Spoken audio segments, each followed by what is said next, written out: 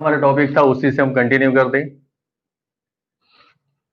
Visualise the representation of 4.26 बार on the number line up to 4 decimal places. हमने method का नाम कहा था सक्सेसिव मैग्निफिकेशन मेथड। नंबर आपको दिया है 4.26 bar. Bar is over 2 and 6 means repetition of 26 over there. हमें 4 डेसिमल प्लेसेस चाहिए, तो 2626 डॉट डॉट डॉट है, बट हमें ये आगे नहीं 4 प्लेसेस तक ही रिप्रेजेंट करना है नंबर लाइन पर। तो कैसे रिप्रेजेंट करेंगे? तो हमने कहा था 4 डिजिट तक अगर रिप्रेजेंट करना है, 4 is the integer and fractional में 4 डिजिट मतलब टोटल 5 डिजिट हुए, तो आपको 5 नंबर लाइन ड्रॉ करनी पड़ेगी। कैसे ड्रॉ करते देखो, तो फर्स्ट नंबर लाइन इस पर मैं 10 नंबर्स दिखा दूं, 0 1 2 3 4 5 6 7 8 9 एंड 10। पेंसिल से आपको लाइन ड्रॉ करनी है और लाइन पर 1 सेंटीमीटर पर इक्वल डिस्टेंस पर आपको 10 पॉइंट्स लेने। नाउ फर्स्ट नंबर लाइन ये आपकी इंटीजर के लिए होगी। Number 4 point something that lies in between 4 and 5, मतलब हमें 4 एंड 5 के अंदर अगेन जाना है, उसको इनलार्ज करना है।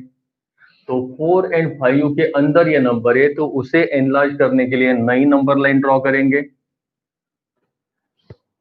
अब एनलार्ज करना है 4 एंड 5, तो वहां में एरो करके 4 को 4.0 लिखो, that is one and the same. 4 है, इंटीजर है, फ्रैक्शनल कुछ नहीं, तो मैं 0 ही लिखा पॉइंट। अब 4 और यहां पर होगा 5, 4 to 5 के बीच में अगेन मैं 10 पार्ट्स लूंगा। सो 1 2 3 4 5 6 7 8 9 एंड 10। यहाँ 10 पर ही आपका होगा 5.0, इंस्टेड ऑफ 5 हमने लिखा 5.0।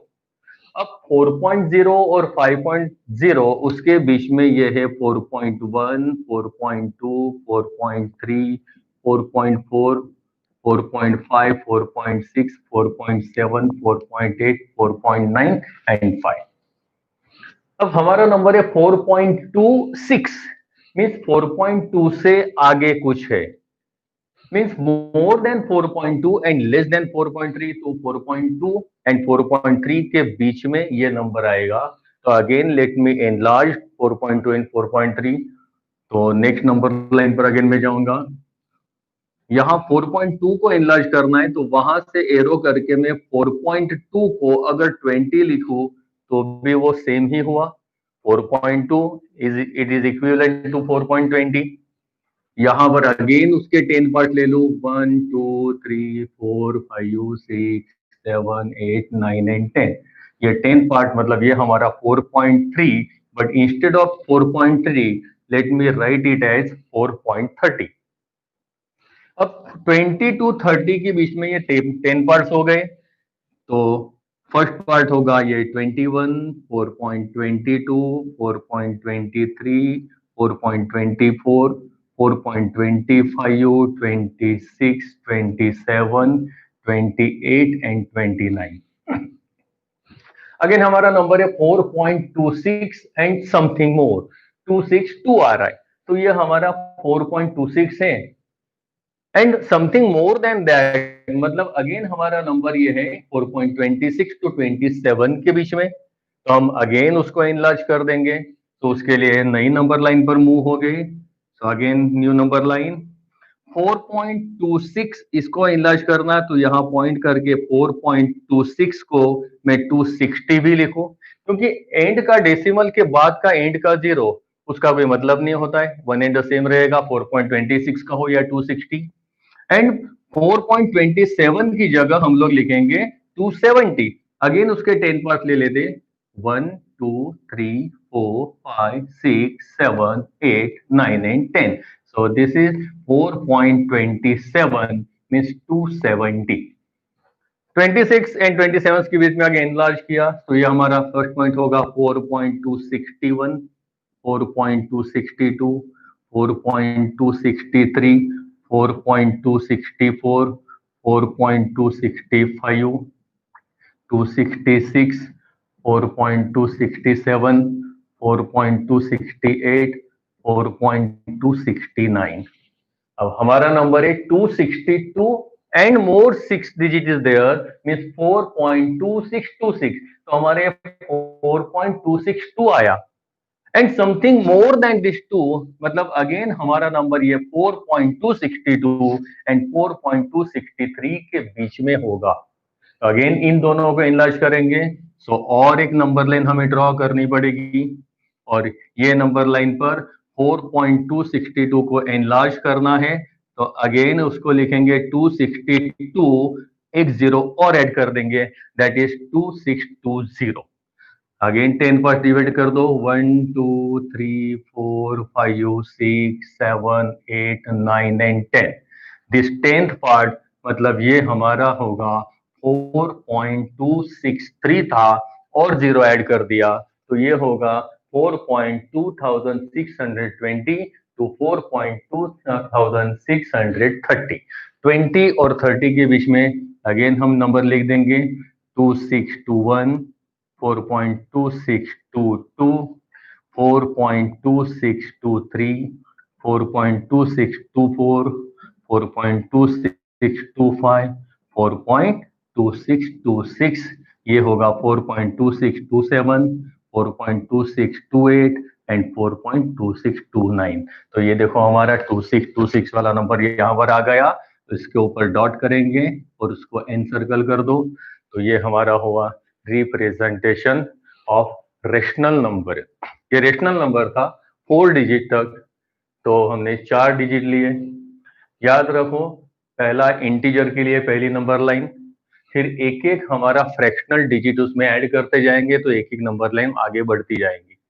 हर नए नंबर लाइन पर जब जाते हो तब एक डिजिट हम ऐड करते, ये 4 के बाद हमने 4.0 किया, उसके बाद 20 लिखा था, 2 डिजिट, यहाँ 3 डेसिमल प्लेसेस हुए और लास्ट में 4 प्लेसेस, इसीलिए इसको हम कहते हैं सक्सेसिव मैग्निफिकेशन मेथड। अब हम देखेंगे representation of irrational number on the number line. तो इरेशनल नंबर को कैसे रिप्रेजेंट किया जाता है,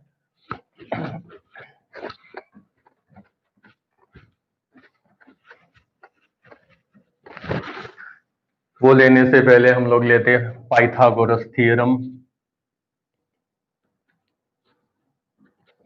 सपोज ये triangle ABC where B is right angle, in triangle ABC B is right angle and AB is equal to AC, मतलब मैंने isosceles right triangle लिया, इसका स्केल में ले रहा हूं 1, इसका स्केल रहा हूं 1 यूनिट। 1 यूनिट मींस कोई भी वैल्यू आप समझ लो, ये 1 unit is equal to 1 centimetre भी आप लिख सकते हो, 1 इंच लिख सकते हो, 1 फीट, कुछ भी, 1 यूनिट कुछ भी आप लो। तो सर्टेन वैल्यू का मैंने एक BC लिया, यहाँ पे AB एंड BC दोनों सेम है, सो राइट ट्राइंगल में अगर दो साइड इक्वल हो तो उसको कहते हैं हम आइसोसेलस राइट ट्राइंगल। अब ट्राइंगल, राइट ट्राइंगल में पाइथागोरस क्या है, तो पाइथागोरस ने थ्योरम कहा है square of hypotenuse is equal to sum of the squares of remaining two sides. ये पाइथागोरस थ्योरम हम प्राइमरी से यूज करते हैं। थ्योरम क्या कहता है, ये राइट एंगल की अपोजिट साइड, इसको हम कहते हैं हाइपोटेनस। तो square of hypotenuse means AC square is equal to sum of the squares of remaining two sides. कौन सी दो साइड से राइट एंगल बनाने वाली, AB एंड BC, उन दोनों के स्क्वायर का एडिशन। तो पाइथागोरस ने थ्योरम ये कहा AC square is equal to AB square plus BC square. Theorem क्या है, square of hypotenuse is equal to sum of the squares of remaining two sides. अब वैल्यू सब्स्टिट्यूट कर दो कि अगर AB is 1 unit, BC is also 1 unit और दोनों के स्क्वायर करके एडिशन करो तो क्या वैल्यू आएगी, 1 square is 1, 1 square 1, 1 plus 1 2। This is the value for AC square. Then how much AC is, so AC आपका हो जाएगा √2। सिमिलरली अगर मैं यहां पे लेता हूं ये 1, यही ABC में ये साइड BC मैंने √2 ली, और यहां पर अगर 1 लिया, ये राइट एंगल है, तो हाइपोटेनस क्या होगा? तो यहाँ अगेन सेम पाइथागोरस लगाता हूं, AC² is equal to AB² plus BC²। AB is 1 unit, so 1 square. BC is √2² that is equal to 1 plus √2 का square 2, which is equal to 3, and hence AC is equal to √3। मतलब याद रखो, side अगर √2 and 1 थी तो hypotenuse हमारा √3 हुआ। अब इसी का यूज करके हम नंबर लाइन पर ये इरेशनल नंबर का प्रेजेंटेशन कर दें। कैसे, वो देखो।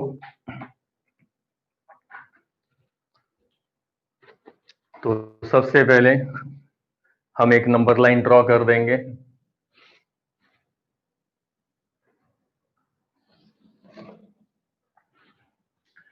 ये नंबर लाइन के ऊपर यहां हमने एक पॉइंट ले लिया ए। अब यूनिट डिस्टेंस पर एक पॉइंट ले रहा हूं। अब यूनिट डिस्टेंस आप कुछ भी कंसीडर कर सकते हो। यहां पे मैंने यूनिट डिस्टेंस मेरा 15 सेंटीमीटर ले लिया, तो यहां पर मैं बी ले रहा हूं। अब ये ए बी 1 यूनिट डिस्टेंस में कह रहा हूं। अब आप ये 1 unit distance is equal to 1 centimetre आप लेते हो तो बहुत छोटा स्केल होगा। तो आपको जितनी फिगर एनलार्ज करनी हो उतना आप इसको बढ़ा सकते हो। You can consider 2 centimetre, 3 centimetre, 5 centimetre. जितने आप स्केल बढ़ाओगे उतनी फिगर आपकी एनलार्ज होगी। बट आई थिंक आपके नोटबुक में 3 सेंटीमीटर ये आइडियल होगी। अब ये 3 सेंटीमीटर का ए बी बना दो, that is consider as 1 unit. अब आपको यहाँ सेट स्क्वायर का यूज करना पड़ेगा। ये आपके ज्योमेट्री बॉक्स में ये दोनों और सेम आइसोसेलेस राइट ट्रायंगल वाली सेट स्क्वायर, इसका यूज करना है। अभी मान लो ये हमने लिया, जितना यहां पर A B is equal to 1 unit लिया है, उतना ही डिस्टेंस लेके ये जितना था उतना ही डिस्टेंस यहां लेंगे हम लोग, और यहां हम कर देते उतना ही डिस्टेंस वर्टिकल 1 यूनिट। याद रखो, दोनों और 1 यूनिट करना है हमें। तो यहां एग्जिट सेट स्क्वायर को कैसे एग्जिस्ट किया समझो। ये जो राइट एंगल वाला जो वर्टेक्स था इसको मैंने बी पर रखा, और ये जितना डिस्टेंस था 1 यूनिट मैंने लिया 15 सेंटीमीटर, उतना ही यहां पर मैं पॉइंट कर रहा हूं 15 सेंटीमीटर पर। ये दोनों आइसोसेलेस बनेंगे। अब इसको हटा दो, और ये जो पॉइंट है इसको मैं ज्वाइन कर दे रहा हूं सीधा पॉइंट बी के साथ। मतलब सेट स्क्वायर यहां रख के मैंने यहां बी पर राइट एंगल बनाया। कितना डिस्टेंस लिया? ये भी 1 यूनिट लिया, ये भी 1 यूनिट था। तो 1 यूनिट मैंने फिगर को एनलार्ज करने के लिए मैंने 15 सेंटीमीटर लिया है। आप 3 सेंटीमीटर, 4 सेंटीमीटर भी ले सकते हो। अब इसको मैं ज्वाइन कर रहा हूं, तो ये हमारा बन गया राइट ट्रायंगल। अब ये भी 1 यूनिट, ये भी 1 यूनिट। देखो यहां पर हमने ये पाइथागोरस लगाया है। अगर दो साइड 1 यूनिट की होगी तो उसका ये हाइपोटेनस, उसकी लेंथ होती है √2, मतलब ये हमारा होगा √2। मान लो इसको मैंने BC लिखा। अब ये BC, ये हमारा AC का लेंथ हाइपोटेनस √2 हुआ, BC 1 यूनिट था। अब ये नंबर लाइन कंसीडर कर दो, और इसी नंबर लाइन पर if I associate A with 0, A की जगह एसोसिएट किया हमने 0, तो ये AB 1 यूनिट है, मतलब B का एसोसिएट वैल्यू हो गया 1।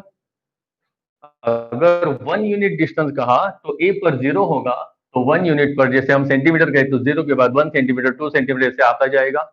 अब ये 1 और 2 के बीच में √2 आता है, क्योंकि √2 की वैल्यू हमारी होती है 1.41। तो ये 1 एंड 2 के बीच में, बट कैसे आएगा, क्या पता चलेगा? तो अब क्या करेंगे, देखो आपको लेना है राउंडर। ये मैंने राउंडर तैयार किया है मेरा। ये दोरी से मैं राउंडर यहाँ पे यूज कर रहा हूँ, समझ लो। ये मेरा सेंटर है और ये हमारी पेंसिल है। तो हाइपोटेनस की लेंथ हमारी √2 होती है। देखो ये ए पर मैं सेंटर ले रहा हूं, और AC जितनी रेडियस ले रहा हूं, हाइपोटेनस जितनी, और ये रेडियस जितने हैं उतनी ही रेडियस रखकर मैं आर्च कट कर रहा हूं ये नंबर लाइन पर। तो देखो AC ये रेडियस थी, तो ये भी तो रेडियस होगी। मान लो ये मेरा है पॉइंट D,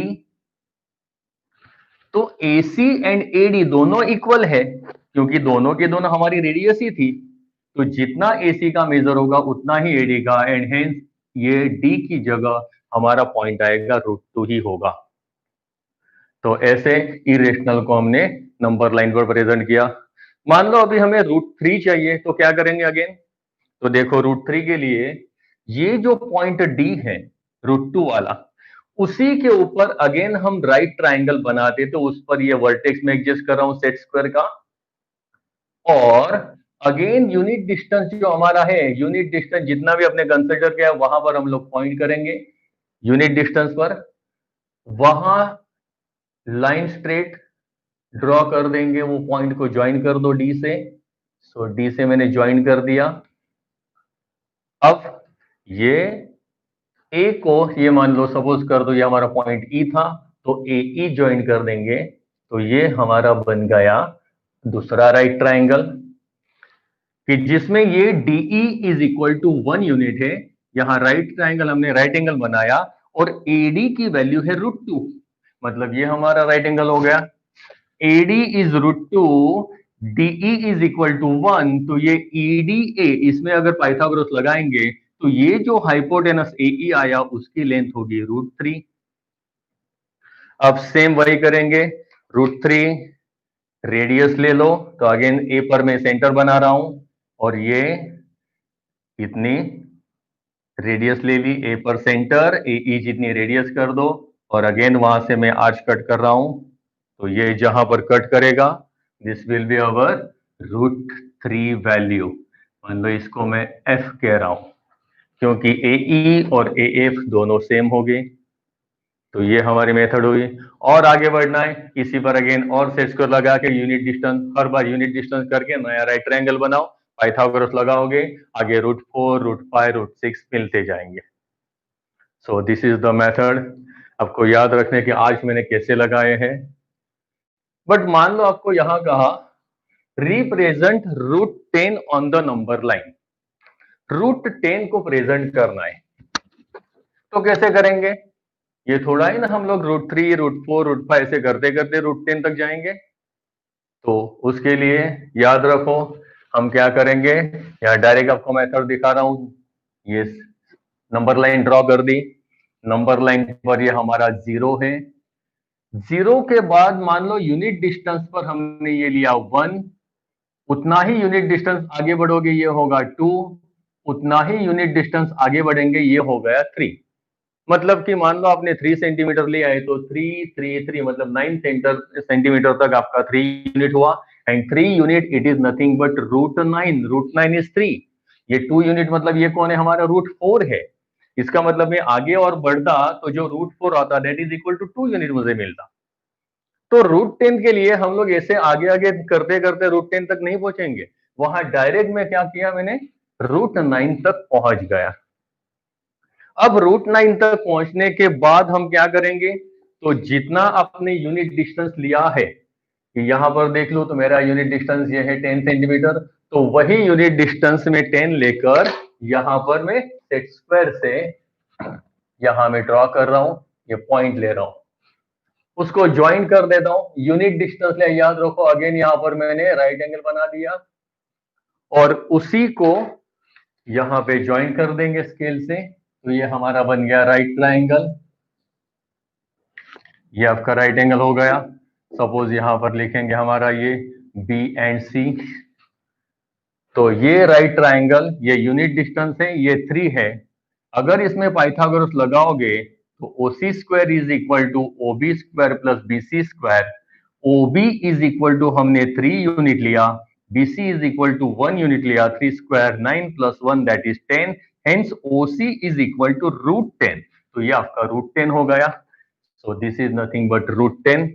अब √10 ये आपका हाइपोटेनस बना, तो वहां पे उतनी ही रेडियस लेके आर्च ड्रॉ कर दो, तो आपको मिल जाएगा नंबर लाइन पर √10। देखो यहाँ ऊपर सेंटर ले रहा हूं अगेन, ओ को सेंटर लेके ओसी जितनी रेडियस लेके वहां से मैं आर्च ड्रॉ कर दूंगा, तो ये आपका मिल जाएगा या √10। This is nothing but our √10 point. So याद रखो ऐसे भी हम कर सकते हैं। मान लो इन शॉर्ट, मतलब यहाँ पूरे सम का थीम क्या है, कि जो भी इरेशनल नंबर आपको नंबर लाइन पर प्रेजेंट करना है उतनी ही मेजर का आपको हाइपोटेनस बनाना है, और हाइपोटेनस जितनी रेडियस लेकर आपको आर्च ड्रॉ करना है। फॉर एग्जाम्पल आपको कहा √13 ड्रॉ करो, तो √13 कैसे ड्रॉ करेंगे? तो यहां पे अगेन क्या हम 10 से आगे 11 12 13 इतना जाएंगे? नहीं। तो उसके लिए और एक मेथड देखो। अभी अभी मैंने कहा कि जो भी आपको ड्रॉ करना है नंबर लाइन पर उतना आपका हाइपोटेनस होना चाहिए। तो यहां पर हम लोग क्या करेंगे? तो यहां मैं ऐसे स्केल सोच रहा हूं कि जिनका हाइपोटेनस 13 बने, √13। इसलिए हम लोग क्या करेंगे? तो नंबर लाइन पहले ड्रॉ कर देंगे। यहां पर मैं अभी रफ फिगर ड्रॉ कर रहा हूं। एक नंबर लाइन ड्रॉ कर दी, नंबर लाइन पे ये 0 लिया। अब यहां पर मैं यूनिट डिस्टेंस मान लो हमने यहां पे रखा है 5 सेंटीमीटर ले रहा हूं, तो 5 सेंटीमीटर पर हम लोग ले रहे हैं यूनिट डिस्टेंस। तो ये 1 2 देन 3, सो ये 1 2 एंड 3 सेंटीमीटर मैंने ले लिया हॉरिजॉन्टल, और वर्टिकल में हम लोग ले रहे 2 सेंटीमीटर। तो वर्टिकल में ये 1 एंड 2, मान लो ये 2 सेंटीमीटर वर्टिकल लिया, इसको मैंने ज्वाइन कर दिया। इसका मतलब ये हुआ, ये मैंने 2 यूनिट लिया वर्टिकल, सेट स्क्वायर से राइट एंगल बना दिया, हॉरिजॉन्टल में 3 यूनिट लिया डिस्टेंस, और इसको ज्वाइन कर दो, तो ये हमारा बन गया right triangle. Say for example ये हमारा O A B, again Pythagoras देखो, तो पाइथागोरस क्या होगा?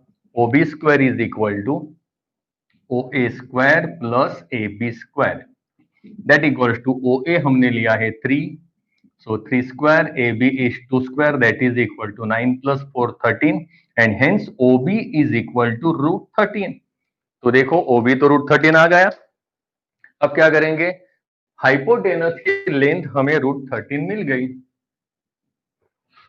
बस तो हमें उतनी ही लेंथ लेके रेडियस बना के आर्च कट करना है। तो ये हमारा 0 है, तो O पर सेंटर लेंगे, OB जितनी रेडियस कर दो और वहां से आर्च कट कर दो। ये आर्च जहां नंबर लाइन पर इंटरसेक्ट करेगा that will be your √13 value. तो ये हुआ representation of irrational number on the number line. But ये सारे के सारे अंडर रूट में वैल्यू मैंने ली थी, वो सारे इंटीजर वैल्यू थी। √2 √3 √9 √13 ये सारे इंटीजर वैल्यू थे, उसका रूट था। बट अगर आपको कहा रिप्रेजेंट अंडर रूट ऑफ 6.3, तो उसके लिए ये मेथड काम नहीं करेगी। तो हमें और एक जनरल मेथड देखनी पड़ेगी कि जिससे जरिए हम लोग रूट में पॉइंट वाले डेसिमल वाली वैल्यू होगी तो उसे भी हम रिप्रेजेंट कर पाएंगे। ये वाली भी मेथड उसमें चलेगी, मतलब ये सारे वैल्यूज भी वो मेथड से हम रिप्रेजेंट कर सकते हैं। बट डेसिमल वाले जो नंबर से √6.3 9.6 ऐसी सारी वैल्यूज हम लोग ये मेथड से रिप्रेजेंट नहीं कर पाएंगे। तो उसके लिए एक और मेथड है, तो वो अब देखते हैं।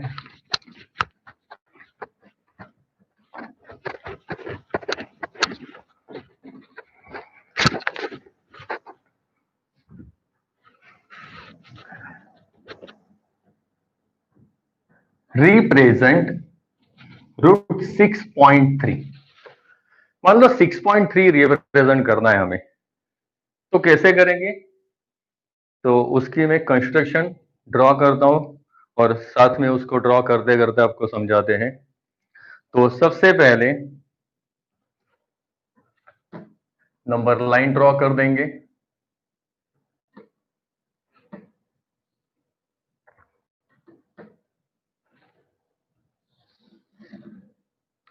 नंबर लाइन के ऊपर ये सपोज हमारा पॉइंट ए है, जितना हमें डिस्टेंस दिया है वो हम ए बी की तौर पे कंसिडर करेंगे। So let A B is equal to 6.3। तो ए से 6.3 डिस्टेंस पर मैं ले रहा हूं पॉइंट बी।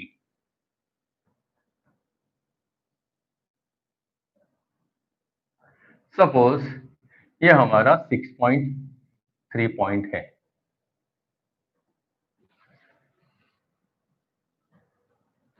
अब ये 6.3 पॉइंट हुआ, तो उसके बाद अगेन 1 सेंटीमीटर पर आपको और एक पॉइंट लेना है। देखो मैंने A B is equal to 6.3 लिया और 1 सेंटीमीटर पर पॉइंट सी लिया। याद रखो, मतलब टोटल ए सी हमारा हो गया 7.3, ए टू सी तक, ये हमारा ए बी था। याद रखो। अब क्या करना है, जितना जो भी नंबर आपको रिप्रेजेंट करना है नंबर लाइन पर, उतने डिस्टेंस का ए बी लिया, प्लस 1 यूनिट किया, 1 सेंटीमीटर ऐड करके पॉइंट सी लिया। अब हम AC का परपेंडिकुलर बाइसेक्टर ड्रॉ करेंगे और उसका मिड पॉइंट फाइंड आउट करेंगे। हमारा मेन टारगेट क्या है, तो हमें AC के ऊपर सेमी सर्कल बनाना है। AC के ऊपर सेमी सर्कल बनाने के लिए सबसे पहले हमें सेंटर फाइंड आउट करना पड़ेगा, और सेंटर हमें कहां से मिलता है? सो सेंटर के लिए हम लोग फाइंड आउट करेंगे, कंस्ट्रक्शन करेंगे परपेंडिकुलर बाइसेक्टर। तो परपेंडिकुलर बाइसेक्टर के हमें कंस्ट्रक्शन पता है, 8th स्टैंडर्ड में हम लोग सीख के आए हैं। तो यहां हम लोग more than half of AC radius लेंगे, and more than half of AC radius बना के ए से मैं आर्च कट कर रहा हूं मैं दो। यहां पर ये एक आर्च होगा, यहां पर ये नीचे दूसरा आर्च होगा। अब उतनी ही रेडियस रख के C से हम आर्च मारेंगे, तो C से ये हमारा एक आर्च होगा, यहां ये C से हमारा दूसरा आर्च होगा। अब ये दोनों ही जो इंटरसेक्टिंग पॉइंट मिले हैं, ये दोनों इंटरसेक्टिंग पॉइंट को हम लोग ज्वाइन कर देंगे स्केल से। तो ये जो हमारा परपेंडिकुलर बाइसेक्टर हुआ, वो परपेंडिकुलर बाइसेक्टर जहां इंटरसेक्ट कर रहा है नंबर लाइन को, वो हो गया मिड पॉइंट ऑफ AC। इसको मैं O लिख रहा हूं। This is mid point of AC। अब हमें सेमी सर्कल ड्रॉ करना है AC पर, तो O को आपको लेना है सेंटर, और OC या तो OA, ये दोनों इक्वल है। OA and OC both are equal. ठीक है, तो कोई भी रेडियस ले लो OA या OC जितनी, और आपको AC पर सेमी सर्कल ड्रॉ करना है। तो सेमी सर्कल ड्रॉ करेंगे या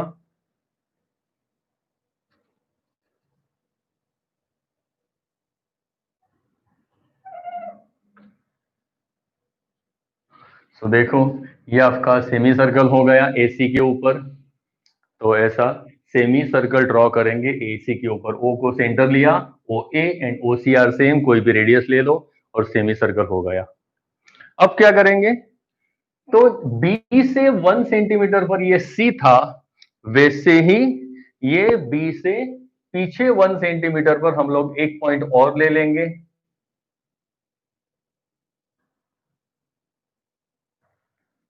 सपोज ये हमारा पॉइंट है। जितना डिस्टेंस ये BC का था, या तो या सर्कल से भी या इससे भी कर सकते हो, कि ये BC का जितना हमारा डिस्टेंस था, उतना ही यहां पर हम डिस्टेंस ले लेंगे। तो सपोज ये हमारा पॉइंट हो गया। B से 1 सेंटीमीटर आगे C है, B से 1 सेंटीमीटर पीछे पॉइंट लोगे। अब ये जो पॉइंट नया मिला 1 सेंटीमीटर पीछे वाला, और B से 1 सेंटीमीटर आगे वाला C, इन दोनों से हम लोग अगेन आर्च कट करेंगे। आर्बिट्री रेडियस, कोई भी रेडियस ले लो, और यहां से एक आर्च में अंदर कट करूंगा, और C से उतनी रेडियस लेकर अगेन मैंने आर्च कट कर दिया। याद रखो, सेंटर लिया ये वाला, और आर्बिट्री मतलब कोई भी रेडियस लेके ड्रॉ किया। जरूरी नहीं कि आपका आर्च इसके अंदर ही आना चाहिए, बड़ी रेडियस लेके जाओगे बाहर आएगा तो भी कोई दिक्कत नहीं है। तो ये सेंटर लेके एक आर्च कट के दिया, C से हमने दूसरा आर्च मारा। अब ये जो दो इंटरसेक्टिंग पॉइंट हमें मिला, ये और ये B, इन दोनों को ज्वाइन करेंगे और सर्कल तक उसको आगे प्रोड्यूस करेंगे और सर्कल तक ले जाएंगे।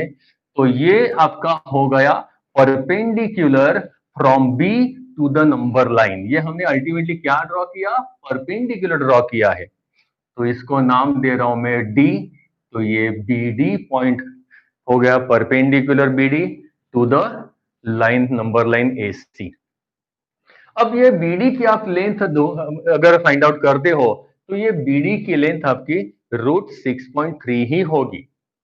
वो कैसे हम बाद में वेरीफाई करते हैं, बट अब जो BD मिला उसको हम रेडियस बना देंगे। तो बी को सेंटर ले लो और बीडी को रेडियस बना दो और सीधा वहां से आर्च कट कर दो ये नंबर लाइन पर। तो बीडी ये हमारी रेडियस थी और यहां से बीडी जितनी ही रेडियस लेके आर्च कट कर दिया, तो सपोज ये हमारा पॉइंट ई है, तो BD and BE both are same, ये हमारा अंडर रूट 6.3 ही होगा। सो ये ई एसोसिएट करेगा रूट 6.3 को और बी को सेंटर लिया, तो यहां पर हमारा होगा एसोसिएट, उसका पॉइंट होगा 0। तो बी पर नंबर लाइन का 0 होगा, ये उसके आगे है 1 और उसके ये इतने आगे जाओगे तो रूट 6.3 आपको मिलेगा, मतलब इसके पीछे निगेटिव वैल्यू होगी। तो ये आपका प्रेजेंटेशन होगा रूट 6.3।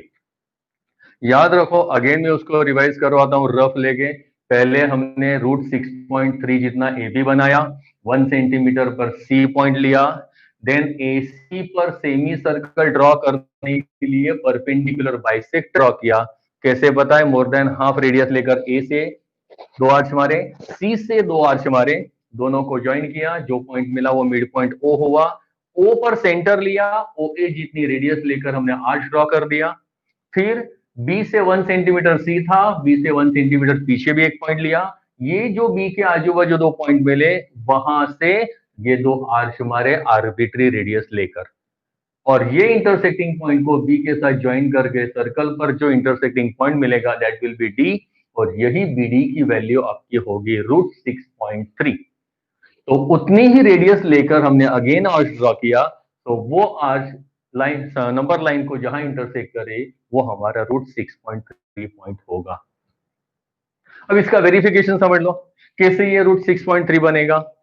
तो उसके लिए ये 6.3 की जगह में इसको x लेके जनरलाइज आपको प्रूव करके दिखाता हूं कि सपोज ये ए बी हमने 6.3 की जगह, ये ए बी है बट इसको मैं x कह रहा हूं कि let A B is equal to x। मतलब 6.3 की जगह कोई भी वैल्यू हो तो उसके लिए वेरीफाई होगा।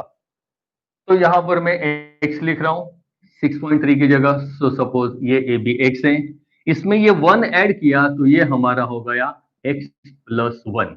कौन? ए सी।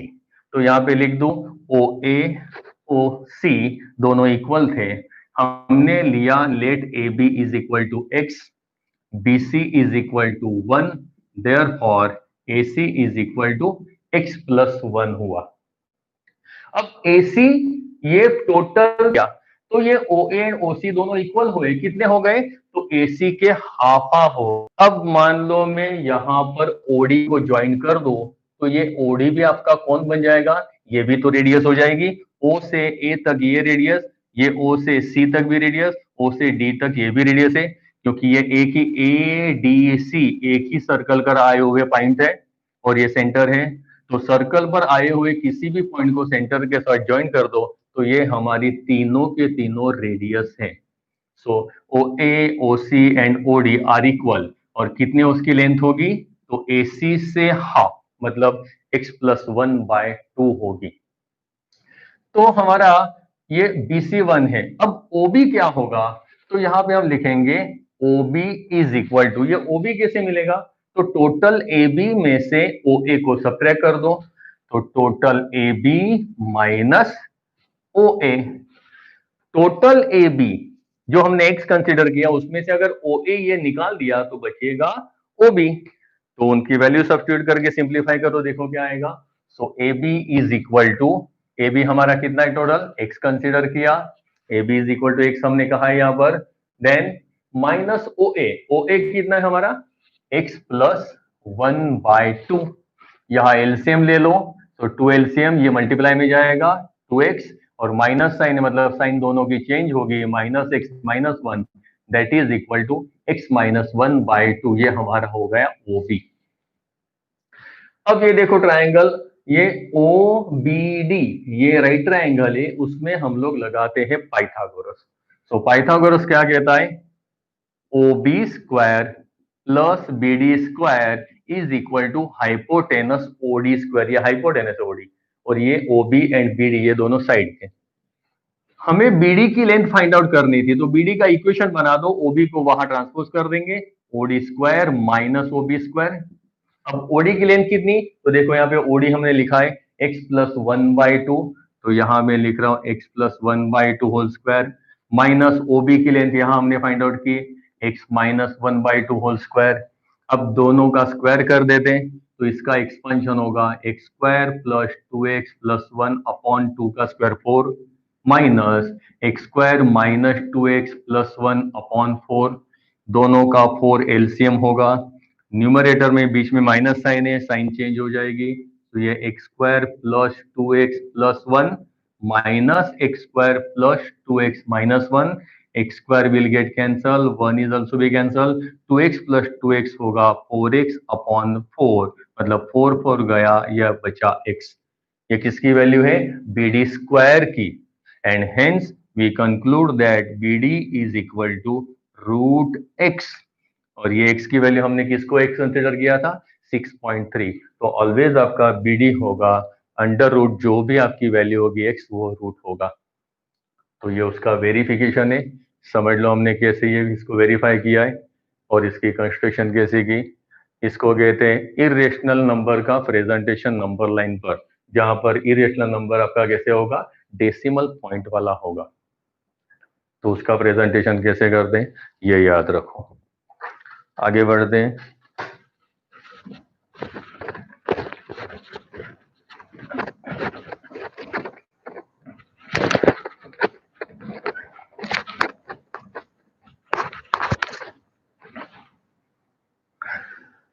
अब शुरू में हमने एक टॉपिक लिया था to find out rational numbers between given two rationals. वैसे आपको पूछा जाता है find irrational numbers between given two rationals. For example आपको कहते हैं find 3 irrational number between 1/7 and 2/7। 3 irrational number between this given two rationals. Rational के बीच में रेशनल फाइंड आउट करना वो हमने तो कर दिया है, बट ये इरेशनल नंबर फाइंड आउट करना दो रेशनल के बीच में, तो कैसे करेंगे, तो 1/7 जो ये रेशनल नंबर दिया है p बाय क्यू के फॉर्म में, उसे हम लोग डेसिमल में कन्वर्ट करेंगे। सो ऑलरेडी हमने लास्ट पीरियड में देखा था, तो 1/7 लॉन्ग डिवीजन करके इसका डेसिमल फॉर्म क्या आता है, तो 1/7 आप करते हो तो 0.142857 डॉट डॉट डॉट, मतलब होल बार, ये पूरा ब्लॉक रिवाइज होता था। उसी से हमने ये भी सीखा था कि सपोज मुझे 2/7 चाहिए, तो क्या करेंगे, अगेन 2/7 नहीं करेंगे, 1/7 मल्टीप्लाई बाय 2 कर देंगे। सो 1/7 का जो डेसिमल फॉर्म है उसे 2 से मल्टीप्लाई कर दो, सो 2 इंटू 0.142857 होल बार। अगर इसका मल्टीप्लीकेशन आप करते हो तो वो हो जाएगा 2857 एंड 285714 होल बार, इसी आपका मल्टीप्लीकेशन हो जाएगा। अब दोनों के हमने डेसिमल फॉर्म कन्वर्ट कर दिए, वो फाइंड आउट कर दिया। अब ये दोनों के बीच वाले आपको इरेशनल फाइंड आउट करने। तो देखो सीधा हमें दिख रहा है कि 1.7 उसका डेसिमल फॉर्म है 0.14 समथिंग, एंड यहाँ पर है 0.28 समथिंग। तो 0.14 एंड 0.28 के बीच में तो बहुत सारे नंबर है, हमें सिर्फ 3 लिखने, बट इरेशनल। तो इरेशनल की डेफिनेशन हमने लास्ट पीरियड में ली थी, the decimal expansion of a number is non terminating non recurring, then the number is said to be irrational number. इसका मतलब हमें ऐसा नंबर लिखना है कि जिसका डेसिमल फॉर्म नॉन टर्मिनेटिंग और नॉन रिकरिंग होगा, and also it lies in between 0.14 and 0.28। तो 14 और 28 के बीच में कोई भी नंबर लिखेंगे। सो देयरफॉर मैं यहां पर लिख रहा हूं रिक्वायर्ड नंबर्स।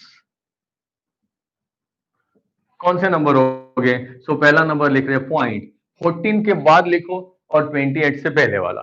सो 14 के बाद वाला मान लो मैंने 15 ले लिया, ठीक है। तो ये 14 और 28 के बीच में तो आ रहा है, बट यहाँ रेशनल है, उसको इरेशनल बनाना है। तो इरेशनल बनाने के लिए यहाँ पर हम लोग नॉन टर्मिनेटिंग नॉन रिकरिंग का मतलब कोई स्पेसिफिक पैटर्न नहीं होनी चाहिए। तो क्या करेंगे, यहां मैं 0 और 1 का यूज कर रहा हूं। फॉर एग्जाम्पल मैंने लिखा 0 1, देन डबल 0 कर दिया 1, देन 3 टाइम्स 0 1, 4 टाइम्स 0 1। देखो 0 को मैं सिर्फ बढ़ा रहा हूं और डॉट डॉट डॉट करके छोड़ दो। मतलब क्या, भले ही यहां पर 0 1 दो डिजिट आ रहे, बट उनका रिकरेंस कोई स्पेसिफिक पैटर्न में नहीं है, कोई भी ब्लॉक का रिपीटेशन नहीं हो रहा है। मतलब ये डॉट डॉट डॉट मतलब ये तो नॉन टर्मिनेटिंग हुआ, and recurrence of same block नहीं है, तो ये आपका डेसिमल एक्सपेंशन हो गया नॉन टर्मिनेटिंग नॉन रिकरिंग, तो ये इरेशनल हो गया। ऐसे कोई भी एक डिजिट को, एक नंबर को आप single time, double time, triple time और दूसरा डिजिट लेते जाओ। कोई मान लो इसको ऐसे करेगा, 0.16 ले लिया, ये हमने 0 का रिकर्स, उसकी जगह 1 का रिकरेंस करेगा। सपोज ये 1 0, double 1 0, triple 1 0, 4 time 1 0, 5 time 1 0, then dot dot dot, तो ये भी और एक इरेशनल नंबर हो गया। अगर किसी को 0 1 यूज नहीं करने, so he can use any of the number. Suppose मान लो इसके बीच में हमारा पॉइंट 20 आता है, सो 20, देन 2, 22 0, 222 0, 2222 0, सो ऑन। देखो ये भी क्या हो गया, हमारा non terminating non recurring number बन गया।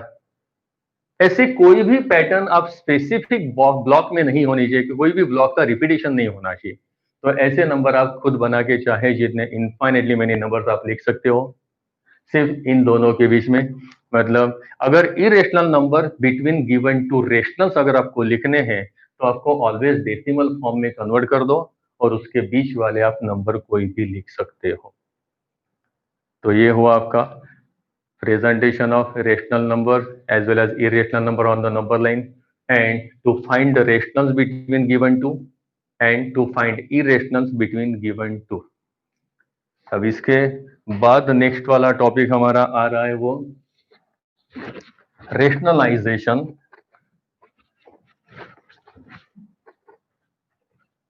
And power and exponent. तो 8 स्टैंडर्ड में पावर एंड एक्सपोनेंट हो गए हैं, उसी के बेस पर हमें एक एक्सरसाइज दी है लास्ट वाली, बहुत छोटी है, ऑलरेडी हमने 8 में पढ़ा हुआ है, बट उसमें पावर एंड एक्सपोनेंट के हमें रूल की जरूरत होगी। तो आज मैं सिर्फ पावर एंड एक्सपोनेंट के वो रूल समझा देता हूँ और उसका एप्लीकेशन हम लोग नेक्स्ट वीडियो में, नेक्स्ट पीरियड में हम देखेंगे।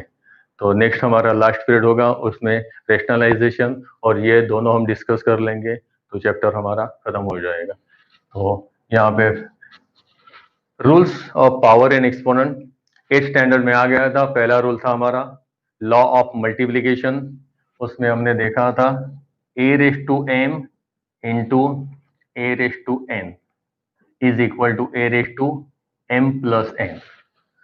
अगर एक्सपोनेंशियल दो नंबर हो गए एक्सपोनेंशियल फॉर्म में, उनका अगर मल्टीप्लीकेशन करना हो तो सेम बेस पर एक्सपोनेंट का एडिशन कर दें। So in order to get the product of two exponential form, we will have to add exponent over the same base। इसको कहते हैं लॉ ऑफ मल्टीप्लीकेशन। दूसरा है हमारा law of division. So in division, again, if both the numbers having same base, then we will always take the difference of the exponent over the same base। ये exponent का difference ले लिया, base again same रखा, इसको कहते हैं law of quotient भी कहो या तो law of division. Third property है, रूल है power of power, A raise to M bracket whole raise to N. पहले ए की पावर है और पूरा ब्रैकेट किया, मतलब ये ए रेस टू एम पूरा बेस बन गया, उसकी पावर है, इसीलिए इसको कहते हैं पावर ऑफ पावर। तो पावर ऑफ पावर में उसी बेस पर दोनों पावर का मतलब एक्सपोनेंट का मल्टीप्लीकेशन करना है। फोर्थ रूल है a into B raise to N, इसको कहते हैं पावर ऑफ प्रोडक्ट। बेस में प्रोडक्ट है और उसकी पावर है, तो ये पावर दोनों को हम सेपरेटली दे सकते हैं। So this can also be written as a raise to m into B raise to m, इसको कहते हैं power of product. And same हमारी last property that is said to be power of quotient, मतलब base में a upon B, division दिया है, ratio दिया है बेस में और उसकी कॉमन बेस पावर है, तो यहां पर भी ये पावर दोनों को सेपरेट कर देंगे, तो this can also be written as a raise to m upon b raise to m, इसको कहते हैं power of quotient. And of course ये 6 वाला रूल तो हमें पता है, anything raise to zero that always become 1। तो यही प्रॉपर्टी का यूज करेंगे नेक्स्ट पीरियड में। ये प्रॉपर्टी का एप्लीकेशन कैसे वो देखेंगे, और एक्सरसाइज आगे की खत्म करेंगे। लास्ट वाले एक्सरसाइज हमारी जो है 1.6 वो कर देंगे, और रेशनलाइजेशन जो एक इम्पॉर्टेंट टॉपिक है उसको कवर करेंगे। तो आज के लिए इतना ही काफी है बस।